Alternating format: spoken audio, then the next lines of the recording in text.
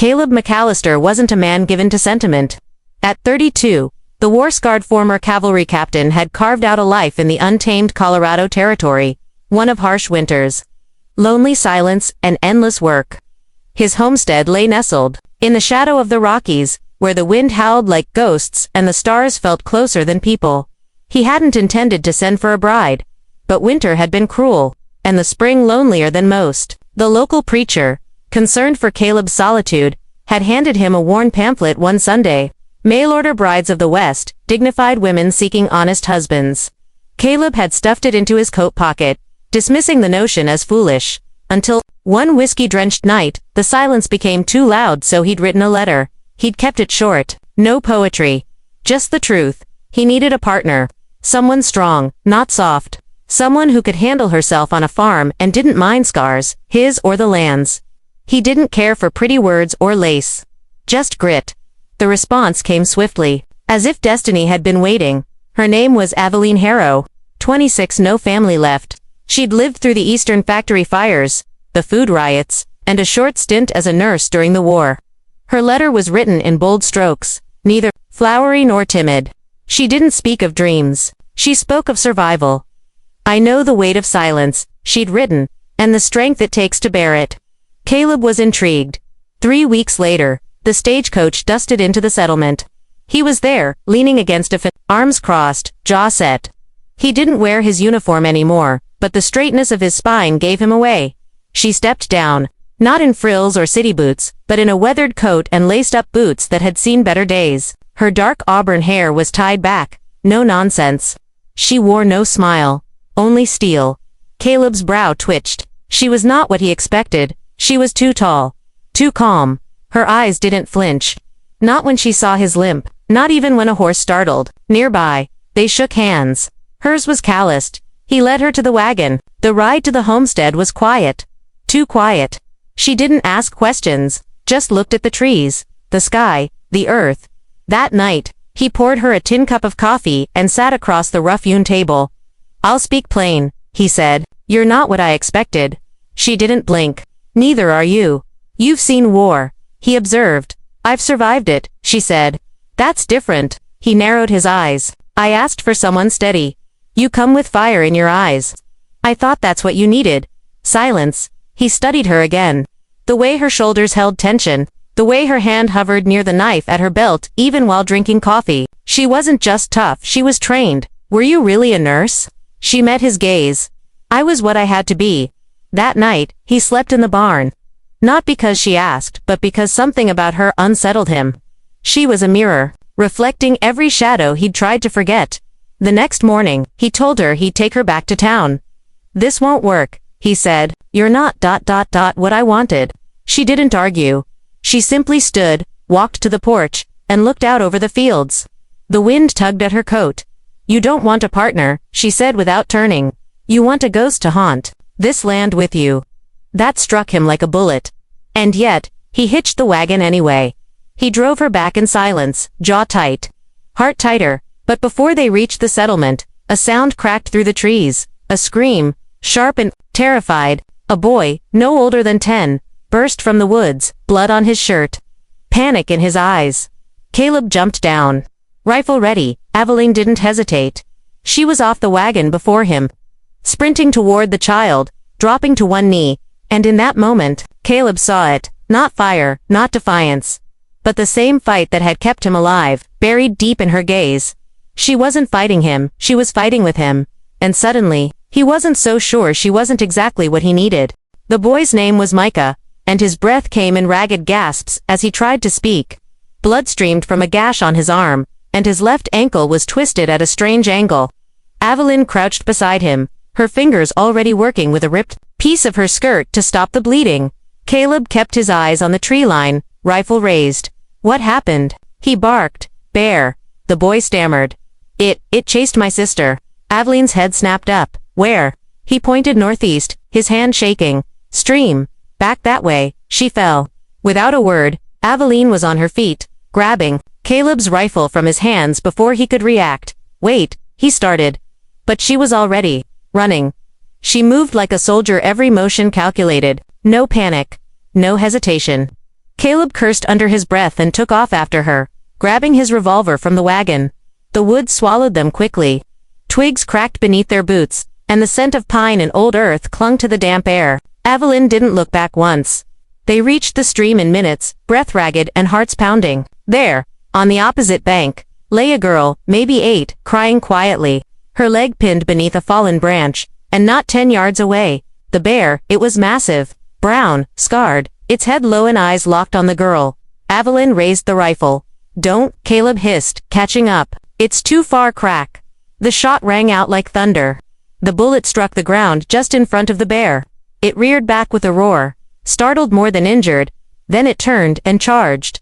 "Move," Caleb shouted, dragging the girl from the water, as Evelyn dropped the rifle and drew a hunting knife from her boot. "You're not?" He started again, but it was too late. Evelyn stepped forward. The bear came barreling through the trees, but she didn't run. She stood her ground, every muscle coiled. At the last second, she dove sideways, slashing at its flank as it roared past her. The blade connected, leaving a shallow gash. The bear reared again, confused, bleeding. Caleb fired twice. The bear let out a final growl and thundered back into the woods. Silenced. Evelyn stood panting, her braids soaked and unraveling, mud streaking her coat. Caleb could only stare. She was insane and magnificent. He'd seen men freeze, cry, or break under the weight of fear, but she had walked into it like it was an old friend. They brought the girl back, bruised but alive. Micah ran to her as Evelyn carried her gently from the wagon. Caleb said nothing until they reached the settlement clinic. The town doctor was away, but one of the women, a retired midwife, took the children in with whispered prayers and worried hands. Evelyn stood outside, arms crossed, eyes distant. Caleb finally found his voice. "You could have died." She didn't turn to him. "So could the girl. That's not the point, it is to me." He exhaled hard, dragging a hand down his face. "What are you, Evelyn? A soldier, a nurse, a vigilante?" She finally turned to face him, jaw clenched. "I'm someone who knows how to fight. I don't need to justify that to you." He was quiet for a moment. "I didn't mean what I said," he admitted. "About taking you back." Evelyn arched a brow. "So you want a warrior bride now?" "No." He looked her square in the eyes. "I want you, because when things got real, you didn't hesitate. You didn't freeze. You ran toward the fire. And that's the kind of partner I didn't know I needed until now." Evelyn didn't soften, but something flickered behind her gaze. "Not trust. Not yet, but recognition." "We're not the same, Caleb," she said quietly. "But maybe we've both seen the same hell." He nodded. "Then maybe we can build something out of the ashes." The wind stirred. Distant thunder rolled over the mountains. It wasn't a promise, but it was a start. The storm rolled in that evening with a quiet fury, rain tapping on the roof like a memory that wouldn't be forgotten. Back at the homestead, Caleb and Evelyn worked in silence. He fed the horses, she chopped vegetables for stew. No more talk of leaving, no more talk of staying, either.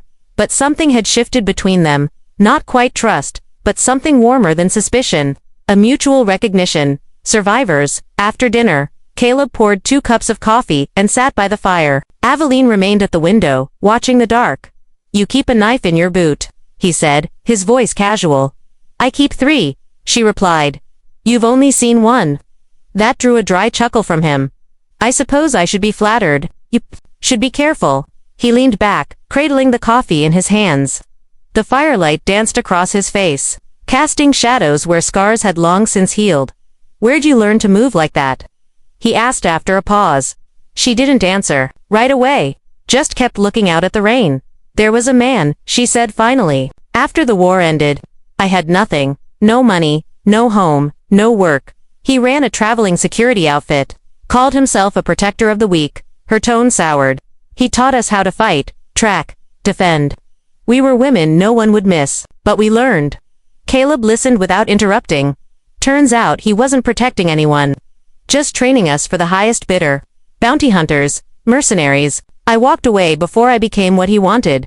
"And you came here?" he asked. She nodded. "Figured if I could survive hell, I might as well try to build something better." Caleb looked into his cup, then into the flames.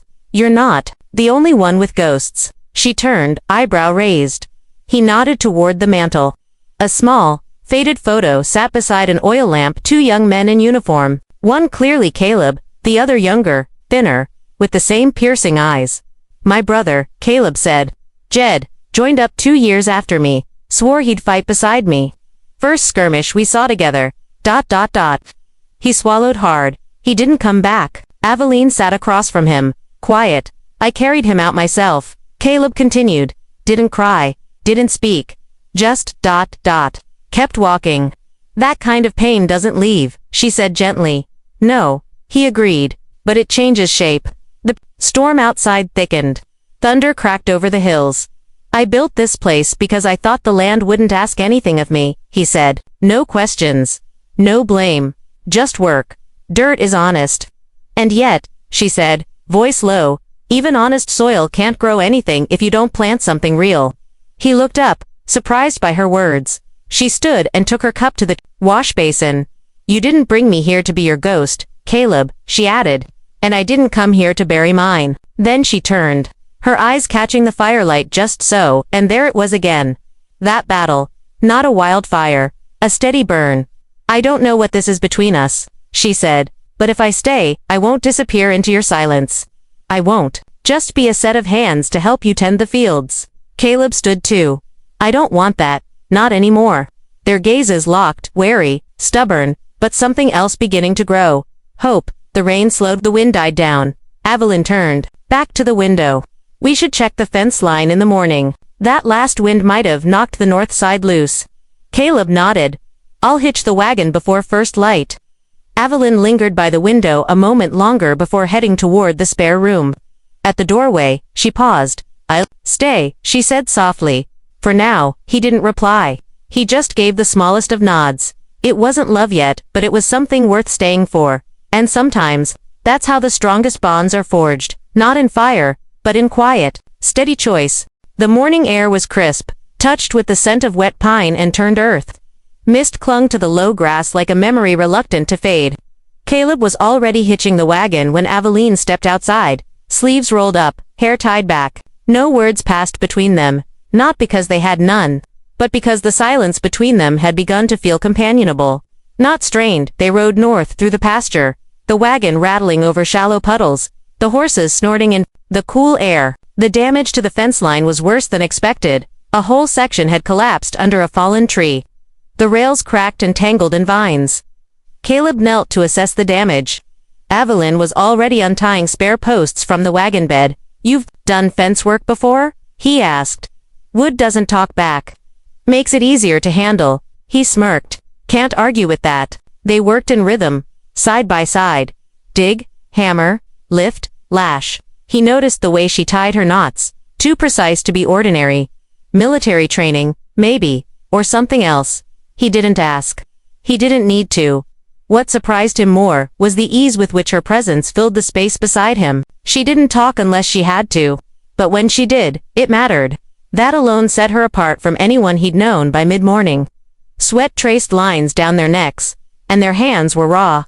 Caleb straightened, stretching his sore back. Break. Aveline nodded and walked over to the shade of a tall pine. She took a canteen from her pack and handed it to him first. He drank, then passed it back. Funny, she said, wiping her brow. I used to think hard work would fix things, you know, if I just kept my hands busy. Maybe my mind would stop turning over the same old ghosts. He nodded, watching the breeze stir the long grass. Same. A pause settled, not awkward, just heavy, like a secret neither of them wanted to admit out loud. I had a fiancé once, she said finally, gaze fixed on the horizon, back east. Before the war. Thought I'd marry him and run a little apothecary. What happened? He signed up. Wrote me letters for a year, then nothing. His mother wrote later, said he was missing in action. No body, no closure. Caleb didn't speak. He knew that ache too well. I thought I'd never feel anything again, she said, but standing out here, fixing a fence with a stranger who also doesn't say much, feels like the most real thing I've done in years. He glanced at her. We're not strangers anymore. She looked at him a long, searching look. No, I suppose we're not. Just then, something shifted in the tall grass to the east. Caleb's hand was on his revolver before the sound fully registered. Aveline reached for the rifle in the wagon bed. Coyote, she guessed, could be, he muttered, narrowing his eyes. But then a figure emerged. Not an animal. A man, tall, broad-shouldered, wearing a worn duster and a wide-brimmed hat pulled low over his eyes. He walked with confidence, the kind that came from knowing people didn't challenge him. "Hello there," the man called out, voice smooth as oil. "Didn't mean to startle you." "You're on private land," Caleb said sharply. "State your business?" The man stopped 10 paces out. He lifted his head, revealing a face lined with old scars and a grin that didn't reach his eyes. "I'm looking for someone," he said. "A woman. Said to be staying on a homestead around these parts, auburn hair, sharp eyes, good with a knife." Evelyn's face turned to stone. Caleb stepped forward. "And why would you be looking for her?" The stranger's grin widened. "Let's just say she used to work for the wrong people, and some of those people want her back." Caleb's hand hovered near his holster. "She's not going anywhere." The man shrugged. "We'll see about that. Tell her Simon Harrow says hello." He tipped his hat mockingly and vanished into the trees as quickly as he'd appeared. Aveline stood, frozen fists clenched. "Harrow?" Caleb asked, voice low. She nodded, jaw tight. "My brother." The afternoon sun slanted low through the tall pines as Caleb and Aveline rode back toward the homestead. Tension thick in the air. The mention of Simon Harrow, her brother, a name that sounded like a ghost from her past, hung between them, like a storm cloud threatening to break. Caleb kept his eyes on the road ahead, but the knot in his stomach tightened. "Your brother's after you?" Aveline's jaw clenched. "Not just after me. After anyone who helped me get away." "Why?" She exhaled slowly, hands tightening on the reins. "Simon wasn't always like this. Before the war, he was the kind of man who believed in honor. Afterward, well, he got involved with the wrong people. Smugglers, mercenaries. He ran a network what they called the Black Hand." Caleb's eyebrows rose. "Sounds like a hell of a mess." "It is." Her voice was tight, haunted. "When I left, he sent men after me. I've been running ever since." They rode in silence for a while. The only sound, the clatter of hooves and the occasional bird call. At the homestead, the sun was dipping below the mountain ridge. Caleb dismounted, walking toward the barn. Aveline hesitated, then followed. Inside, the shadows were long and deep. Caleb looked at her. "You can't keep running forever." "I don't intend to." "You're going to stand your ground." She nodded. "I'm tired of hiding." The two of them leaned on the old wooden beam together, a fragile truce binding them. "Simon's men might come soon," Caleb said. "We need to be ready." Aveline's eyes softened for the first time. "Thank you." "Don't thank me yet," he warned with a grin. "We're not out of this." That night, Caleb helped reinforce the windows and barricaded the doors. Aveline checked the rifles and cleaned her knives with meticulous care. When the work was done, they sat near the fire, exhaustion settling deep in their bones. "I never thought I'd find someone who sees the fight inside me," Aveline admitted. Quietly, Caleb reached across and took her hand. "Neither did I, but here we are." They shared a look, raw, unguarded. The storm outside was gathering strength. But inside, something stronger was beginning to take root. The dawn broke pale and misty over the Colorado foothills. Caleb and Aveline woke before the sun, the silence between them heavier than the night's shadows.